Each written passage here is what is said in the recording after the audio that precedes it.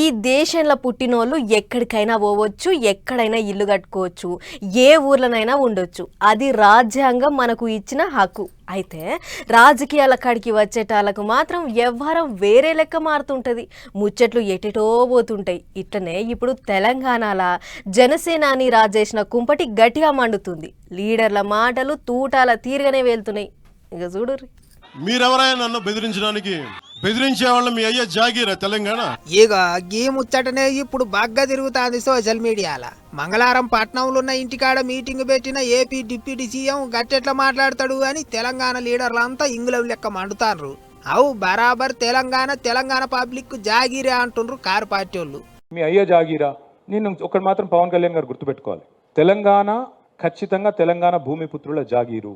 తెలంగాణ భూమిపుత్రుల జాగీరే తెలంగాణ. ఇందులో ఎవరికి అనుమానం కూడా అక్కర్లేదు. 100%. ఈ నేల కోసం కష్టపడ్డ వాళ్ళు, ఈ నేల కోసం పోరాటాలు చేసిన వాళ్ళు, ఈ నేల కోసం త్యాగాలు చేసిన వాళ్ళు, నెత్తురుతో తడిచిన నేల ఇది. ముమ్మాటికి తెలంగాణ ఈ భూమిపుత్రులు ఇక్కడున్న 4 కోట్ల మంది జాగీరు. కేటీఆర్ సార్ ముచ్చట అట్లుంటే గదరన్న కూతురు వెన్నెలక్క కూడా గట్టిగానే ఆర్చుకున్నది. మీరన్నట్టే ఈ తెలంగాణ గడ్డ మా అయ్యల జాగీరే. మీరన్నట్టే నిన్న తెలంగాణ గడ్డ మా అయ్యల జాగీరు, ఈ రోజు మా జాగీరు, రేపు మా భావితరాల బిడ్డలు తెలంగాణ వారసులు. ఇక జాగీరు ముచ్చట్ల అట్లుంటే ఇక గీ ముచ్చట కూడా చూడండి. తెలంగాణలో జనసేన ఉంటుంది. మేము పోటీ చేస్తాం. అవసరమైతే తెలంగాణలో తిరుగుతాం.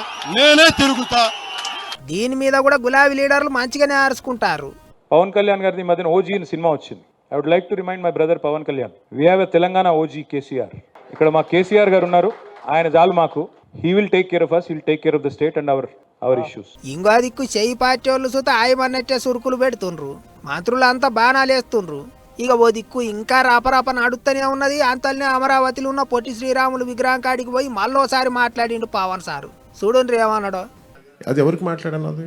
తెలంగాణ ప్రజలను ఉద్దేశించి కాదు కదా. తెలంగాణ 100% భూమిపుత్రులు జాగిరే కదా. దాన్ని ఎవడు కాదన్నారు. నేను అది కాదన్నా. నన్ను అడుగు పెట్టనివ్వనన్నా. తెలంగాణ భారతదేశంలో అంతర్భాగం కదా. నువ్వు రాకూడదు, ఇక్కడ హాస్పిటల్ ఆపరేషన్ చేయించుకుంటూ ఒక్కళ్ళు మాట్లాడచ్చు, 10 మంది మాట్లాడచ్చు. కానీ గద్దర్ గారు ఎప్పుడు ఇలా మాట్లాడలేదు.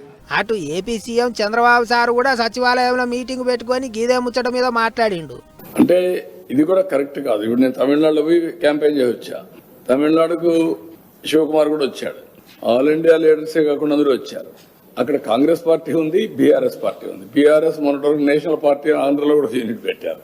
ఎందుకు మాట్లాడతారో నాకైతే అర్థం కావడం లేదు. వీళ్ళు కరెక్ట్ కాదు.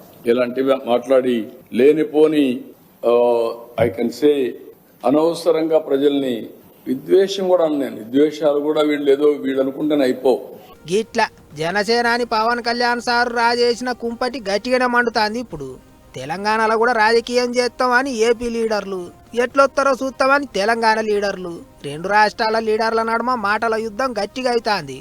అంత చూస్తుంటే లొల్లి ఇప్పటంతలా చల్లబడేటట్టయితే కానొత్తలేదు. ఇట్లా ఎంత దాకపోతుందో ఏమో మరిగా.